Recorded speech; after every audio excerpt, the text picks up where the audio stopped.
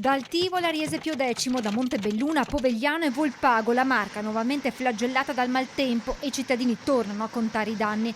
Questa volta non è l'acqua a preoccupare, quanto la violenta grandinata che intorno alle 16 si è abbattuta nell'area della Castellana e della Pedemontana trevigiana.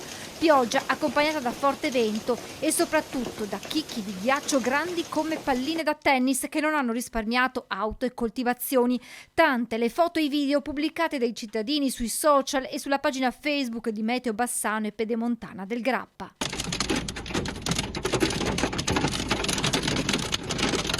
Molti automobilisti hanno cercato riparo nei sottopassi o sotto le tettoie dei distributori. Chi non ha trovato una copertura ora fa i conti con i danni a fanali, vetri e carrozzeria danneggiati dalla grandine. A Riese Pio X segnalato qualche momentaneo allagamento delle strade causato dai tombini ostruiti proprio dai chicchi di ghiaccio e dalle foglie. Danni anche a Spresiano, allagati alcuni sottopassi, mentre il forte vento ha abbattuto nei pressi del cimitero un platano lungo la Pontebana, caduto nel giardino di un'abitazione distruggendo la recinzione, fortunatamente senza colpire la casa. Divelti anche numerosi cartelli dei cantieri in corso.